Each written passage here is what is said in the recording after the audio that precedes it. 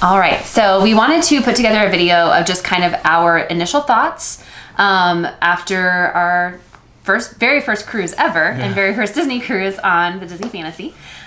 So we kind of just wanted to talk about various aspects of it. So we've got a few different categories we'll touch on and give our initial thoughts, and then kind of wrap it up with some just final thoughts overall. So yeah.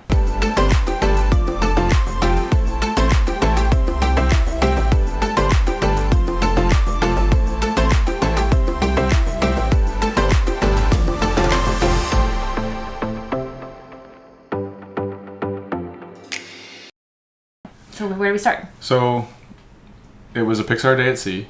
Yes, seven-night Eastern Caribbean itinerary. We stopped at Tortola, St. Thomas, and Castaway Cay. Yes, and we had 3 at sea days. Yes, which was really nice. The Fantasy is a beautiful ship. I thought it was gorgeous. It's the newest of the classic ships because I think it came out in 2012. I believe is the right year. Might have been 2013, but I think it's 2012. 2012, I think, is when I'm pretty sure that's right. Sydney mentioned on the tour. Yeah. It was a beautiful ship. We did do the Art of the Theme tour, which was really fun. Highly recommend. Highly free. Recommend. You just have to be over the age of 18. Yep. They go over all the little small... lots of little details and little kind of Easter eggs. Yeah. Ways of navigating the ship. I do recommend doing it earlier on. We did it late in the cruise. might have been easier to do earlier on because it kind of helps you with getting around the ship. But in the week. Yeah, we did it like in the second to last day. Yeah, we did. We're like, oh yeah, we already know. But overall, I think it was a beautiful ship. I thought it's a bigger ship than the original 2, the Wonder and the Magic, which we've obviously not been on. We've only been on 1. But it didn't feel overwhelming, I guess is the right way to say it. It felt very cozy. Oh yeah. I was thoroughly impressed with the cleanliness. Yeah. Every day they had ship.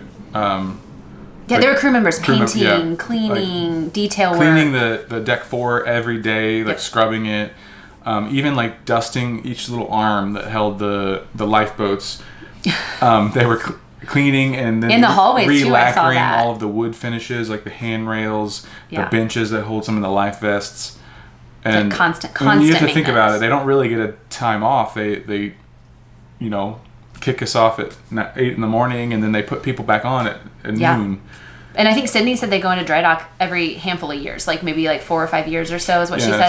Someone mentioned that it will go into dry dock probably when the Treasure comes out. I think that's what they were saying. That's the next schedule. Kind of like that's the plan. Is like when 1 comes out, one of the older ones goes into dry dock, and a few months. Yeah, and I know we'll talk about restaurants later, but I am curious when it goes into dry dock if they're going to retheme any restaurants because I have noticed even like the Magic and the Wonder now have Rapunzel's and Tiana's place. And the Wish has Arendelle, and they're doing the Coco restaurant on the Treasure. So it does make me wonder if they're going to do something like that on the Dream and the Fantasy, because neither of those have kind of like a specific theme that's based on a single movie. Yeah, they're very just generic. Like Royal Court was just princess. Kind of all princesses. It had like artwork from basically every classic Disney movie that deals with princesses. Yeah.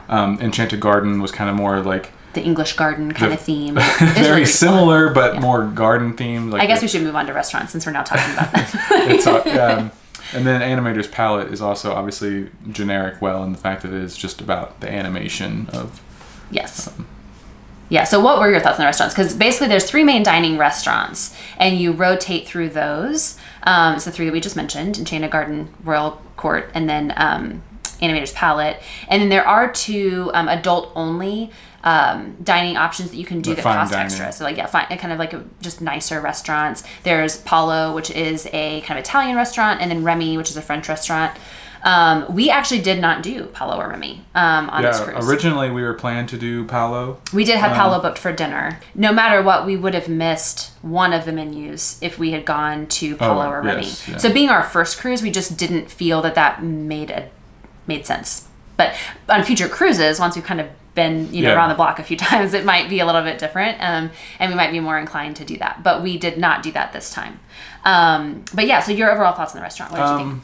I loved them. I think that I would say probably my favorite was Enchanted Garden. Enchanted Garden is definitely my favorite. The ceiling was lower. I loved the vibe. It had like floral patterns and like the low-hanging like flower lights that actually bloom during dinner. Yeah, and like the ceiling colors in the ceiling kind of The changed. ambiance was kind of more muted and more like serene. I felt like the royal court, obviously beautiful, but it was heightened, and it felt like we were like.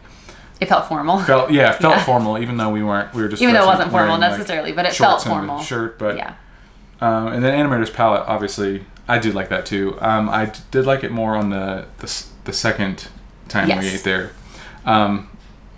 Crush is awesome. One of my favorite characters from Finding Nemo. Yeah, the first night you do Turtle Talk with Crush, and it is really fun. But I don't think that fits the vibe of the restaurant to me. I like the whole like idea of like the animation, and like I like the screens during the animation, before the animations happen, were like kind of just pictures of concept art or like sketches of the it felt very storyboards. Ode to the animators and kind of really focused on that, which I thought was, and we haven't obviously been on the other ships, but I've heard that about the classic ships, that they kind of tend to feel that way in general. But I was excited to do our own animation. Yeah, so that was really a lot of fun, and we really enjoyed doing that. Yeah. So, and we have of course our seals, showing that we're official Disney animators now, which is really exciting. What was your favorite restaurant? In Enchanted Garden, for sure. I was actually bummed because we ended up at Royal Court 3 nights. So on a 7-night cruise, one of the 3 main dining restaurants you'll end up at 3 nights, and the other 2 you'll do twice. Yeah, so for a Pixar Day at Sea, we were at Royal Court repeated again. What we had the previous night, which was Royal Court, but like I said, the menu was menu was different. Completely different. It was all Pixar themed. Yeah, but I probably would have rather gone back to Enchanted Garden just because I liked the vibe in there. And we were kind of sat in a separate kind of section that was right over by some portholes. So it was like, you had the beautiful view of the ocean next to you, and it was kind of a little bit tucked away. So we were kind of away from the main group, and I really liked that. We did have main dining. So there, you do rotate through the restaurants, and then there's 2 different seatings for dinner. There's main dining, which happens at 5:45, and then there's the late dining that happens at 8:15. We were at main dining. We do that because I go to bed by like 8:30. More children will probably be in the main dining. A lot more kids as a general rule in main dining, and I still did not feel like it was. Yeah, only a few times did I ever notice like a kid like crying having or a getting tantrum. fussy. Yeah. Other than the last breakfast, the last breakfast was. That was a lot of crying. We kind of talked about that in the video, but yeah, it was. I think there was just an overall theme. I mean, I was crying. But of distress. I just wasn't having a tantrum. Yeah. Yeah. So overall, restaurants I think really good. We actually did eat at Royal Court too for lunch a couple of days and breakfast a couple of days. So because they have at least one main dining room that's open for breakfast and lunch, which is really nice. We did not talk about cabanas. Oh, cabanas. So we didn't do a lot of cabanas. Yeah. We ate there for breakfast a few times. Yeah. We ate there for lunch once. One day. It's just a madhouse. It's an all-you-can-eat buffet. So if you can imagine, yes, roughly 3,000 or so people eating in the same restaurant around the same time. All at the same time, but a lot at the same time. I mean, you have a window of like 11:30 to like 2:30. I can't remember what the hours were. It's not a lot, but they definitely, it's just, and then like. And if you watch the vlogs, I have a gluten intolerance, and so I had to kind of like pre-order everything. Cabanas was just more of a challenge. It was a lot easier to go to the main dining restaurants. So probably continue to do cabanas in like moderation for us. Yeah, I mean, the only reason I went there is because of the crab legs. Yeah. And that's probably one and for done lunch thing. Yeah. The breakfast was nice, but I felt like breakfast I was able to pre-order the night before, so it wasn't so bad. The breakfast at the Royal Court it's the same stuff. It's just they have it kind of packaged in like a single meal. Like a meal. Basically. Like it's just like they had the DCL Express, which is basically what I ate every day, which is just scrambled eggs, bacon, sausage, and hash browns. Yep. And you can order more than one meal. Yeah. You don't have to. So if you wanted that and pancakes. And that's what I did on the last day too. Or you can just be like, hey, can you bring me 4 hash browns? And they will, because they kind of just will do whatever you ask. Yes. As a general rule and within reason, absolutely. There's nothing really at cabanas other than the crab legs. That's, for us, like a draw to eat there because it's just the same stuff you can kind of get everywhere else. Yeah. We did utilize Flo's Cafe quite a bit. The quick service stuff, yes. That was probably my favorite thing, and it was just because of my ease, because I could just walk up, I want some chicken fingers and fries, and then less than 2 minutes they give them to you. Yeah, you get sandwiches, burgers, chicken fingers and fries, pizza, paninis, salads, pizza, fresh fruit bowls, all kinds of stuff. On future cruises, though, honestly, with how much food we had, I think I would probably just like skip lunch and just do like some fresh fruit, or like do like maybe like the bomb. What is it called? I always call it the wrong thing. The fruit and cheese plate that you can get through room service. All hands on deck. All hands on deck. I can never remember what it's called. Something like that, because I think honestly I just always went to dinner kind of already full. So yeah, you eat. And lunch lot. is such a hard meal for me, and I can't eat a lot in general, and especially all in one sitting, and so it was a lot. Even the small portions and not like over ordering, I still felt like it was more food than I would normally eat. So I think in future I probably would just not mess with lunch and just let you go and get what you want for lunch, and then I'll figure it out. Doing like a yogurt or something that's super something small. really small. Like just like a tight most days I only ate 3 chicken fingers and a like whatever the portion of fries, and that was set. So now, since we're on food, downside of food, I thought there was one thing that I did kind of wish was a little bit different, and that is that it kind of all of the food options, especially for lunch and breakfast, or more lunch than anything, it's kind of all on deck 11, because it's like Cabanas is there, and then just outside Cabanas is kind of where Flo's Cafe is, which is where all the kind of quick service stuff is. So unless you eat in a main dining room for lunch, which only one of the 3 main dining rooms is open for lunch, it's like everyone on the ship has to go to this one place to get. So it's kind of a bottleneck. It was just really chaotic in that kind of section right there. So I would have liked to have seen like more kind of that type of restaurant, but like in different areas on the ship, where you kind of spread people out, where it's like maybe there is one that's kind of near to like the atrium area, or one that's near to maybe like the theater area or whatever, so that it's kind of like you have other places you can go for lunch that aren't necessarily a sit down main dining room, but aren't also like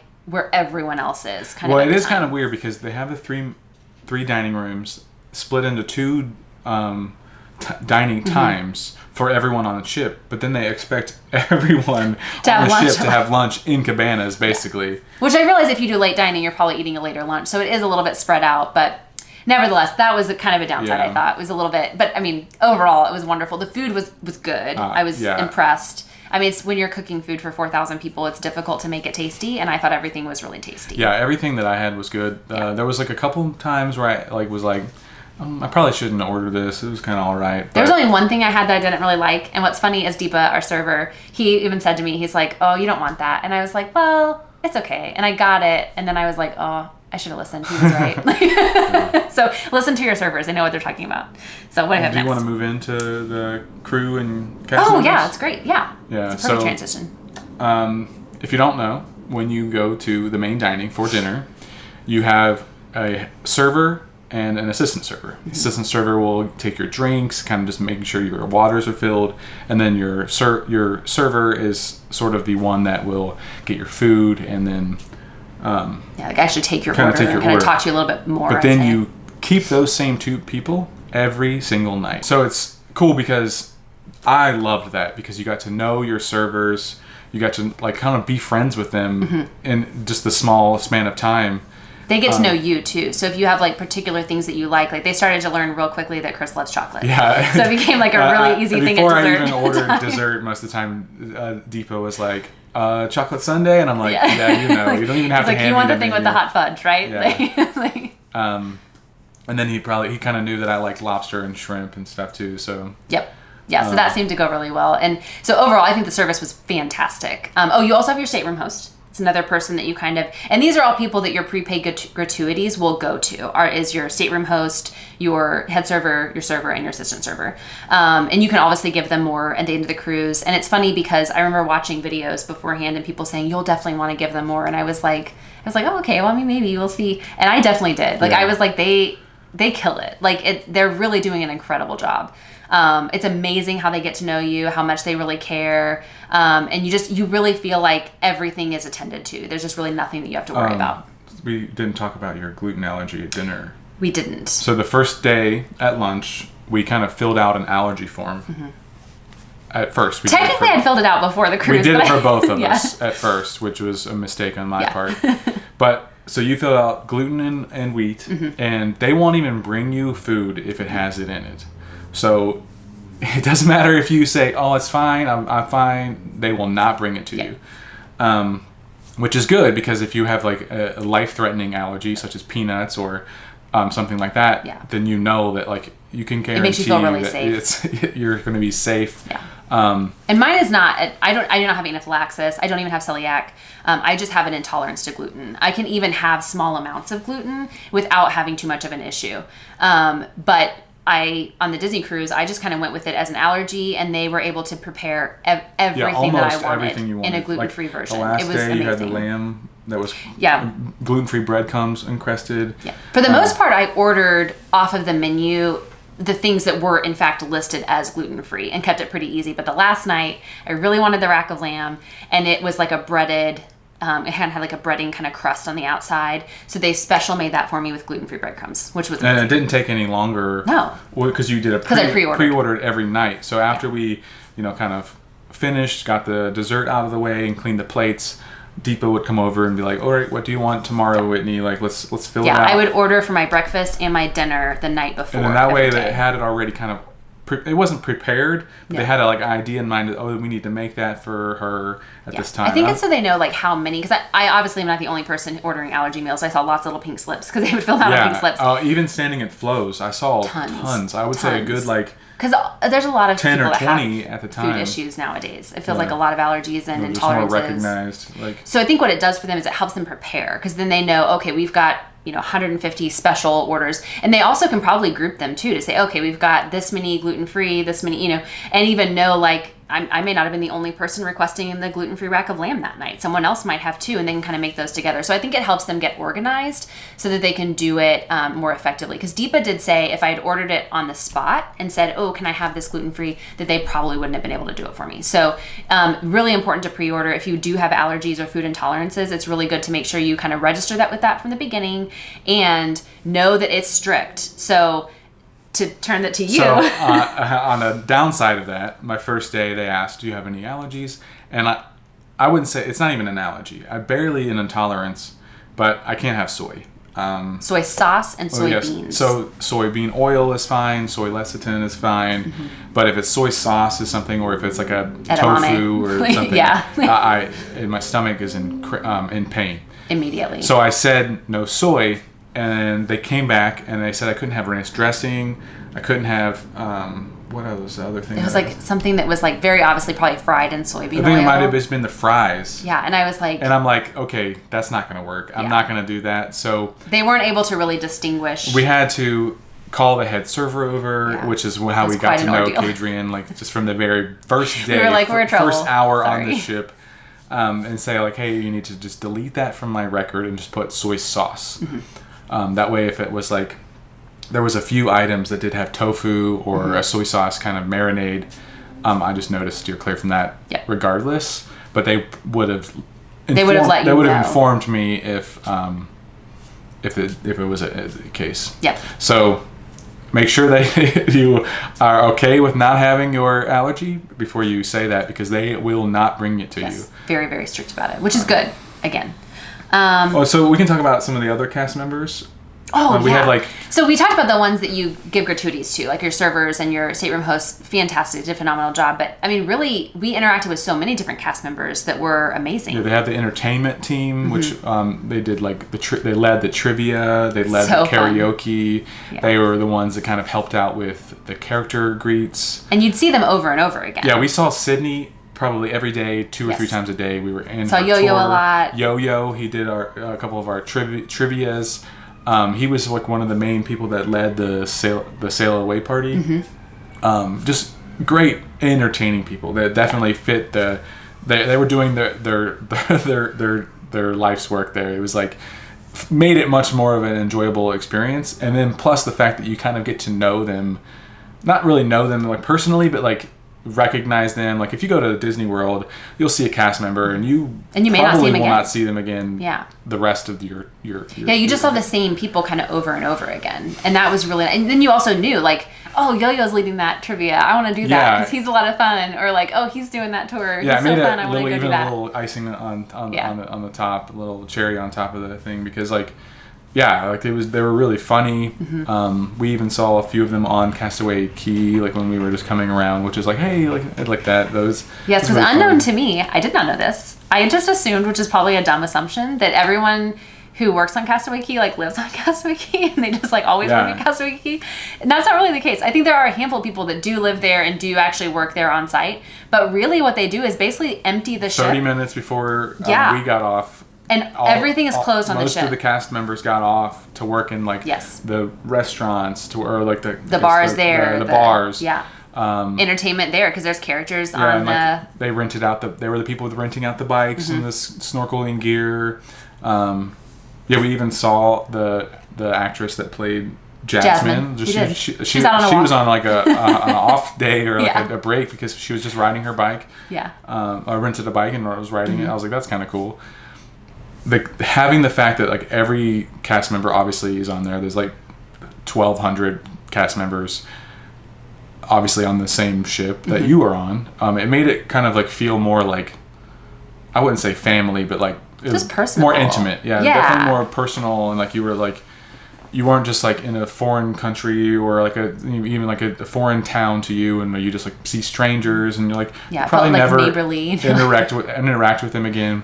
Yeah, neighborly is really cool because you got to know like people. You also people not the even people just cast that members, are around but you, like in the same floor. You probably run into them twice a day. The ladies that are sat next to us at dinner every night were also like literally just around the corner from our stateroom. They were staying on our same deck. We kept seeing them everywhere. They went on our excursion with us on adult. Like they were literally on our whole cruise with us. It was so funny how often we saw the same people over and over and over again. I mean, you're on a ship with like 4,000 people, and we saw like the same like 20 people constantly. Yeah, we saw a family that we saw on the bus from the resort to the...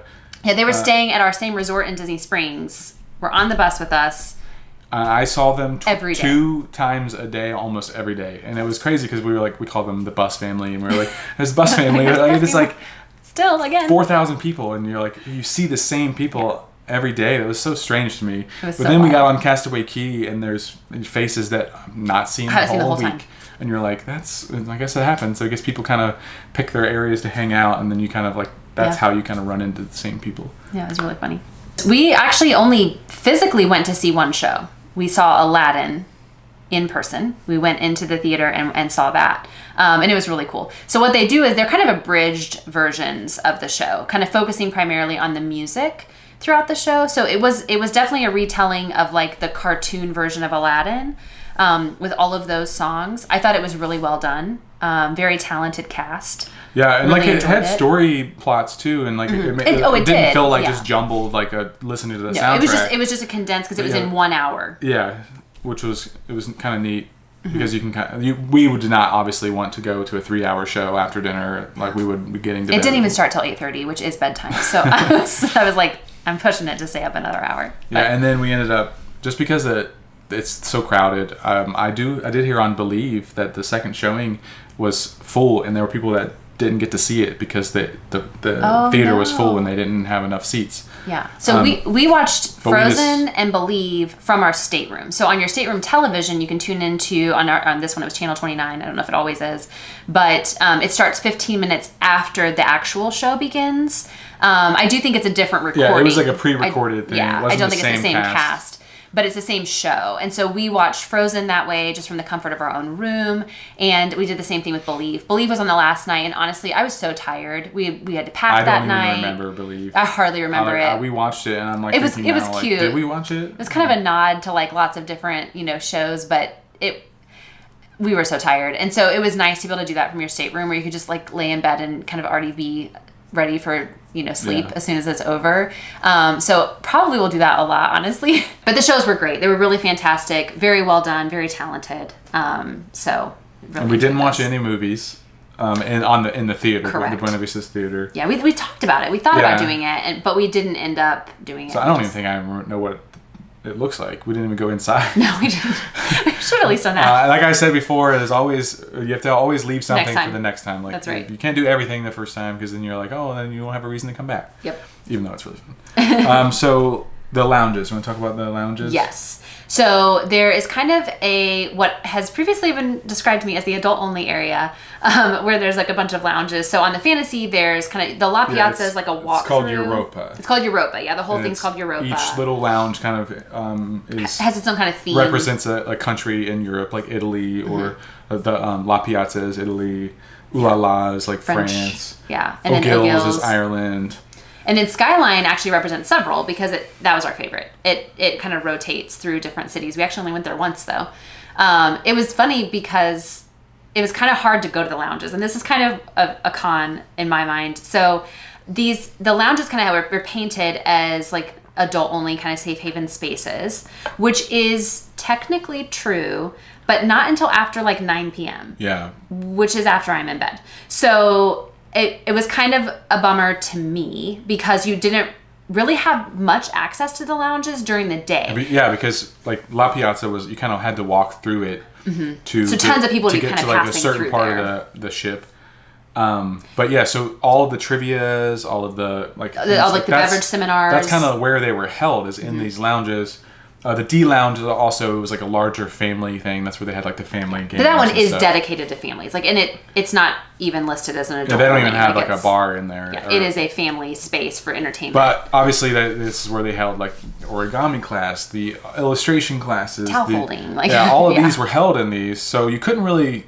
You couldn't really park yourself in a lounge. You couldn't go there and have a couple drinks in the afternoon and kind of relax because you were like you get kicked out in the middle of like of an event going on. Yep. Yeah, because if it's a beverage seminar, you actually would get kicked out because you have to pay to be there for the beverage seminar. So because those are an upcharge. So I was a little bummed and disappointed in that because I didn't really feel like there was a ton of actual like adult only space outside of the pool deck, which we'll talk about that later. But so that was a bit of a bummer to me. Now we did discover, and unfortunately too late, we discovered it on day 6 on our Fix Our Day at Sea. The Meridian Lounge, which is on Dream and Fantasy, the Meridian Lounge exists. It's between Paulo and Remy. I wish we had known about that sooner. The only downside of that is it's only open from like 10 a.m. to 2 p.m. and then it doesn't open again until 5. So unless you want to like truly day drink, like in the wee hours of the day, you kind of that one's kind of out too. But I did love the Meridian Lounge. So I think in the future, if we want kind of prior to 2 p.m. at least, a space that we can kind of get away and be quiet and not necessarily have to be outside on the pool deck and be away from kind of like just the craziness of the ship in an adult only space, that's the place to do it. I'm not 100%. I don't think there is a dress code there. I'm sure it's like they probably want you to not dress like just flip flops and like swim trunks. Yeah. But I'm gonna assume that during like the afternoon, like after 5 or whatever, that people are coming there before Paolo or Remy, so they're gonna be in a dress nicer. There is a dress code for you probably will feel like a little out of place if you're dressed just like in very casual, and all of these people in like shirts and ties are coming in. I mean, you tended to wear kind of a button-up shirt every day anyway, and I wore a dress every day, so I never felt like we were underdressed. We're not running around in our swimsuits or anything like that. So, but that was great. But the lounges overall were really cool. I wish I could have experienced them a little bit more, and I wish that they were just kind of open and more available to people during the day, because not everyone is a night owl. So that was a bit of a disappointment. I think my expectations on the lounges were a little bit different, and they weren't quite met. I had to realize that and just accept it. And I still enjoyed it. And we did so much trivia and had a lot of fun. And it's not like we didn't enjoy the lounges. We went to a lot of those events. Absolutely, we did. And we utilized the lounges. I do want to touch on one thing on the lounges before we move on. The tube was, in our experience, the worst spot on the ship to feel motion.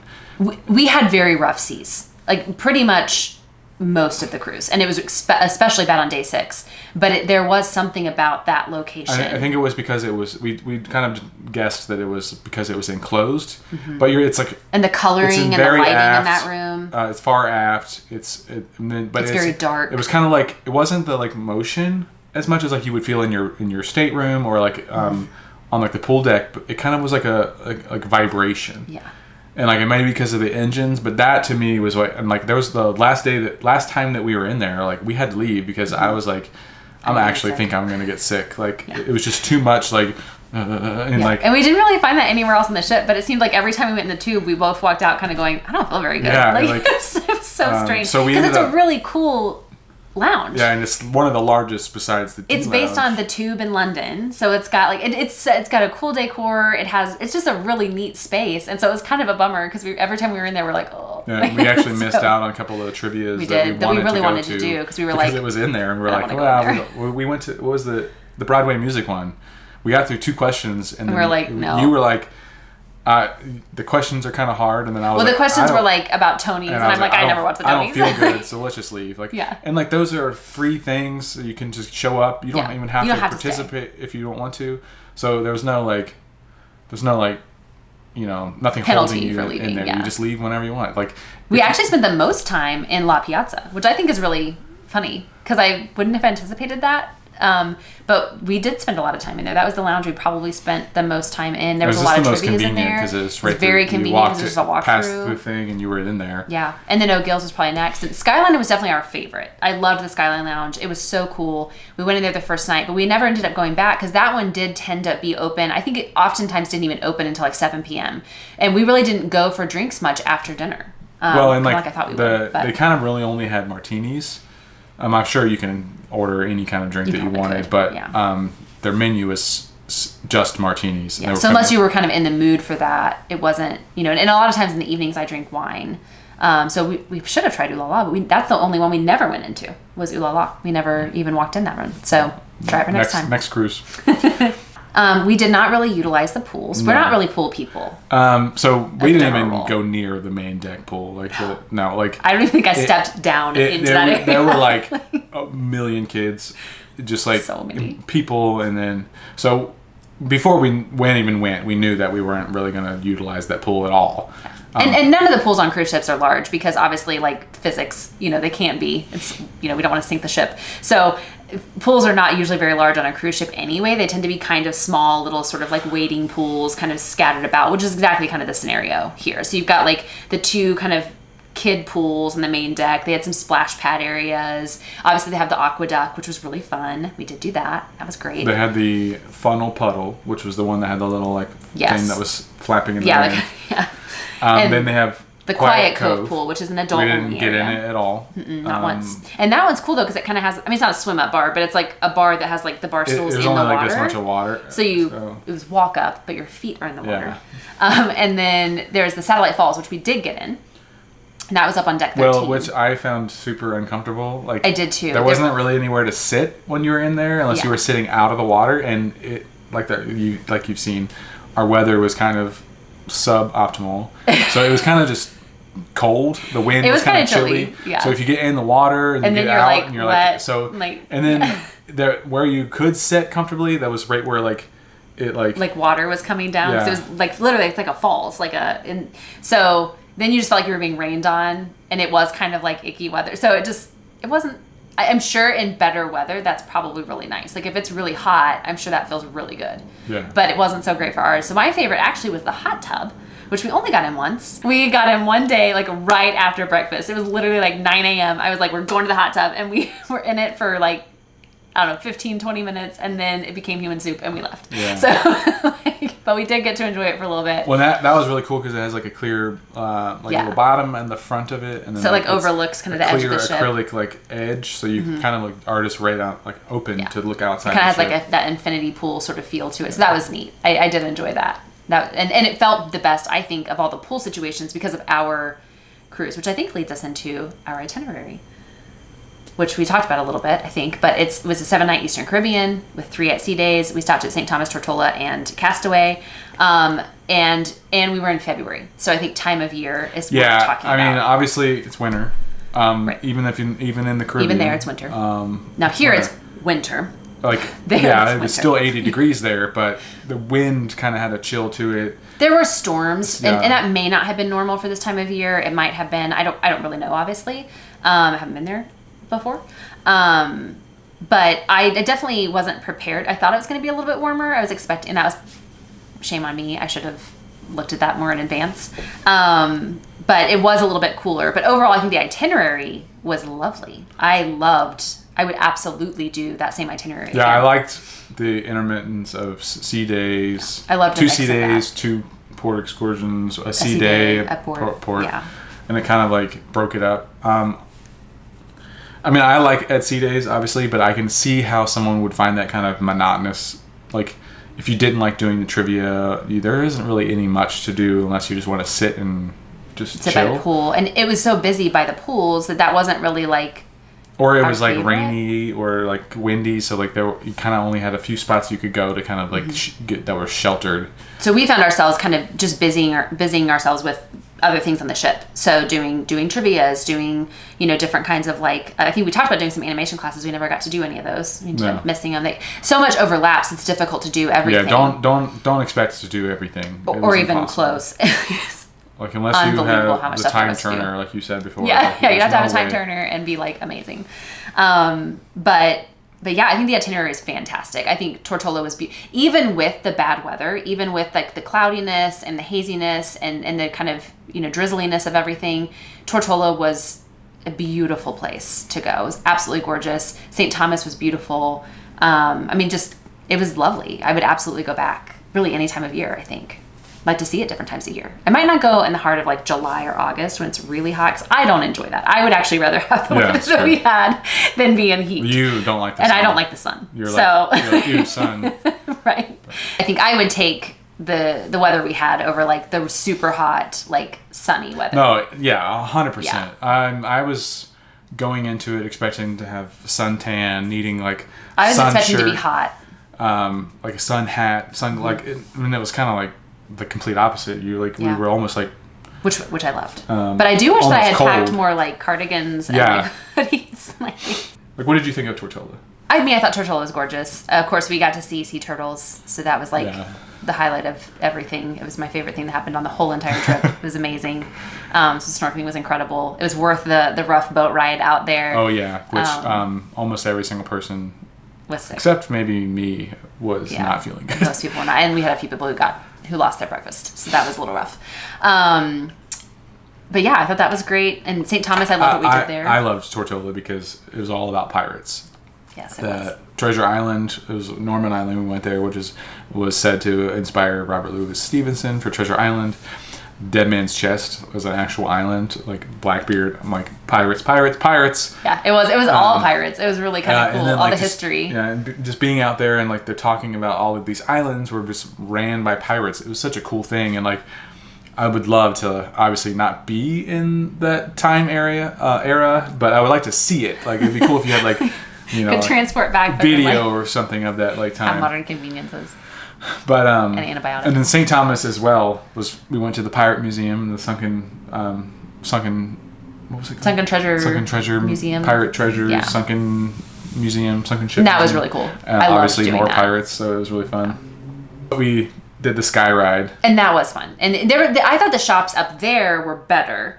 Because they had a little bit more like handmade. Yeah, they felt like a things. like a one of a kind crafts like stores. And we got like you weren't just getting like a we got some cute earrings from there. We did get some cute earrings. We'll show that in the video. And then the view, even with like the cloudy, it was still spectacular. The overcast was in spectacular view. I'm confident the camera did not do it justice because it really was beautiful. It was incredible, and it had a little like part you could walk out on and see. Like it was incredible. And you could look down and see the fantasy down there, which was really fun. It was really fun. This Pirate Museum was really fun. We only went into a few stores on like in the sea lower level, area. I guess. Yeah. They were all kind of the same. They had like the same kind of shirts and dresses and stuff, and swimsuits. Honestly, things you could buy in Florida or Myrtle Beach. Like it wasn't really anything special. So, but and then overall, Castaway Cay. Oh, Castaway Cay, yeah. Oh, yeah. And of course, lots of itineraries to Castaway Cay. If you're on a Disney cruise ship, that's in the Caribbean, you are most likely going to Castaway Cay, unless you're like coming out of New Orleans or something Disney's like that. private island. Yep. We were the only ship there. So you're the only people on the island. I mean, it's really uninhabited. So it was That was cool. Really cool. My favorite part of that whole thing was like the nature of it. Even though we didn't really go into it, but we did that little like something like 85% or 90% of the island is completely untouched, basically. Like Disney's only developed, I think, roughly like 10-ish% of the island. So it's very natural. It's really beautiful. And we had the privilege. I mean, it was unfortunate, I'm sure, for some people because we arrived late, but we had the privilege of arriving at like noon. Like, I think we got there at 11:15, I think, is when we actually docked. And so we actually got to sit up on deck 13 and just watch us go into, and it was so cool because you kind of saw it sort of appear on the horizon and then just get larger and larger and larger, and then just pulling up to it was just a beautiful view. And then we just kind of stood up there while the ship, turned around to dock, and that was probably one of my favorite parts. Actually, it was just really neat, kind of coming up on the island, this place we've been looking forward to going to for so long. So that was a lot of fun, and there's a lot to do on Castaway Cay, which is really nice. We're not pool people, we're not huge beach people. Not much on sand. And I was actually just talking to my mom about this morning, and really, I've been that way my whole life. I've never really liked sand, so like beaches just aren't my thing. But you didn't have to just do the beach. There was so much there to do. Yeah, you could rent bikes and ride around. There's a huge trail you could do. You could run the 5K, which we ended up walking. We walked it because I had run that morning on the ship. There's a hiking trail you can do. There's you can go up on this like lookout, which we did. Go up on this like lookout thing, kind of, it's like a wooden structure that's sort of in the middle of kind of the 5K walk run, and you can go up there and take a look. You can rent bikes, you can rent kayaks. There's tons of excursions. You can do like parasailing, banana boat. You can do like a snorkeling. They had these like kind of little sailboat things that were like miniature, teeny tiny little catamarans for the maybe hold like two people. Kind of parasail looking, or not wind surfing. You can do Did you talk about the snorkeling? There's a lot of snorkeling there. You can rent snorkeling gear there. Feed the stingrays. They have like fishing. Like you can go out on a boat back beyond like the break wall and everything. Other side of the island. Mm-hmm. Just like there's a lot to do. Of stuff. There's also just bars. Like you could just go. We went to the Hideout bar and just had a drink. I kind of wish that we did that. The whole time? The whole time. It was because it was a beautiful view, and it was just really enjoyable weather to just sit there and I will say that all of the food is just like grilled hamburgers and hot dogs. I think they have barbecue at the Serenity Bay lunch place. I looked. I don't think there was anything different. They had ribs. Oh, maybe that's all I think that was maybe that. But so maybe that's not your thing. I don't know. But it is your only lunch option for the day. Because they do not have lunch on the ship that day, I don't think. So, if they do, it's extremely limited. We ate as soon as we got there, which we found out was the best idea because there were lines for 30 to 40 minutes for some of the lunch lines after we had eaten. Yeah, and I had pre-ordered again because of my gluten intolerance, so I had pre-ordered. So we had to go to the regular Cookies. We couldn't go to Cookies 2 or the Serenity Bay one for lunch because that was where the allergy meals were prepared, was at Cookies. And because we got there basically right at lunchtime for us, bless you. Sorry. Sorry. We just kind of went straight and went ahead and ate. We found a beautiful, kind of just quiet place to sit, which was nice. So overall, I thought Castaway Cay was amazing, and I can't wait to go back. What's some of your final thoughts about your first Disney cruise? My final thoughts, I think overall, I had a blast. I really loved it. I think I did go in with somewhat high expectations. I'm not sure how much we talked about this, but I got really interested in cruising in January of 2020, which was a terrible time to become interested in going on a cruise because 2 months later, there was no cruising. It did not happen for like a year and a half. And so our first Disney cruise was actually supposed to be on the Wonder out of San Diego. It was a Baja cruise. It was a 5-night going to Ensenada and Cabo San Lucas. That was on the Wonder. Did I say that? That's what it was supposed to be. That cruise never happened, obviously, because of COVID. And then just through like this restart of cruising and like the stress of having to test before and all of that, I just didn't want to deal with all of that. It was just a lot. And then I had like craziness with work. So it's literally been exactly 4 years basically since I became interested in cruising that we finally got to go on a cruise. It's a lot of time to build up. It was a lot of time to build up expectations, anticipation. Just I think I had built up something in my mind, and I would say that it wasn't exactly met. But that's not to say I was disappointed. I loved it. I had a great time. I think there were certain elements that I was a little disappointed in, but I also think there were things that were just different than I expected. And I've literally watched countless hours of YouTube videos and vlogs from so many different people and so many different perspectives. Basically everyone on YouTube. But I think that just goes to show that even obviously our experience is not the same as everyone's. We don't have kids. We have a very different perspective on things, especially Disney. Events that are tend to be family centric. So it just goes to show you that everyone's experience is unique. And then what makes you, I'm an early to bed, early to rise person. That's very different than a lot of people. There's a lot of people who go on a cruise and they sleep in and they stay up late. I just don't do that. So it really is kind of like, I think I went into it sort of expecting to almost like be someone I wasn't, if that makes sense, and experience it in a way that wouldn't have been authentic to who I am. And so, which sounds weird to be like, I was disappointed in who I am. But I was kind of disappointed in a few things, but I think it's because of that, right? It's because I didn't go in remembering that, hello, you are an early person. Like, you're not going to be staying up until midnight. That's not going to happen. So, but overall, I had an incredible time, and I can't wait to go back. I loved it. I obviously, I thought the same thing. I didn't watch a lot of the videos. I've seen a few of them, but I don't really know what I was expecting, but it exceeded all expectations. There were a few things, obviously, like we talked about, but yeah, overall, loved it. Amazing. I had a great time. I can't wait to go back. I was super sad to leave. Yeah. But one of the nice things, though, about the cruise that you used to get in the parks was the characters just walking around. And you could kind of come upon characters. We didn't do a ton of character interactions this go around. I could see us doing that more in future cruises. But it used to be that way in the parks. You used to kind of just be walking around and all of a sudden you'd be like, oh my God, it's Mary Poppins. And then kind of a line begins to form, to see Mary Poppins for a little minute. And then, she moves on. That doesn't really happen in the parks anymore. They're really all scheduled meet and greets now. And you kind of almost have to have tickets or fast passes or whatever it is that they do nowadays. To kind of see characters or wait in line for the scheduled times. And they did have that on the cruises where you could schedule different characters at different times, but you also many times would just happen upon them, or you'd just be walking around and they're there, or Donald's walking, across deck 4 or whatever, so that was fun. I liked that aspect of it. There's a little bit more kind of organic to just kind of bump into characters. Yeah, I always think that I'm not going to care about the character meets until I'm hugging an 8-foot tall monster. Sully. And then I'm like, oh my God, this is the most amazing thing ever. Yeah. It's so fluffy. Well, on Pixar Day at Sea, I wore the memory ball dress, and Sadness kept trying to touch the balls on my dress and turn them blue, which was so cute. Yeah. I love the interaction. It's so fun to interact with the characters. It's really fun. Yeah, I do really love that. So, very last thing. When's our next cruise?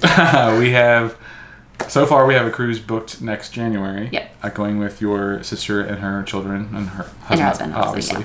Yeah. He'll be very needed because 4 adults and 3 kids you're still outnumbered by the kids. I don't know how the math works, but it does. Definitely will be a different experience for us going with children. I think it will actually kind of give a totally different perspective for sure. I like it when we do things with her kids because we get to kind of also enjoy their experience, kind of through them, like their happiness is I like that. I like seeing. And it will be their first cruise, so we'll get to kind of experience it through their perspective, which I think will be really fun. I think they're gonna love it. Yeah.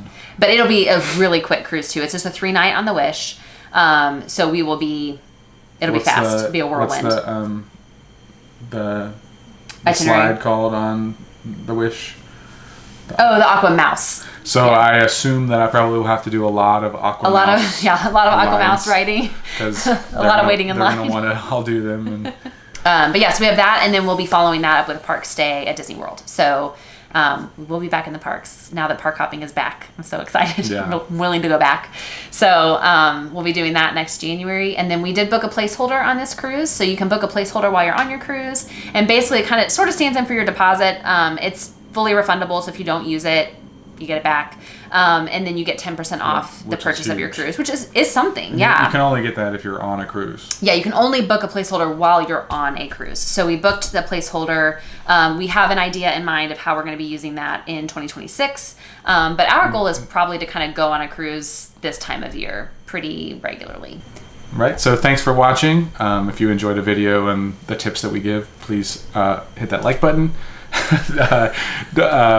Feel free to subscribe to our channel if you like the things we do, or you want to just follow along on our adventures. Obviously, we'll have a lot more coming with exploring Chicago once the weather gets nicer here.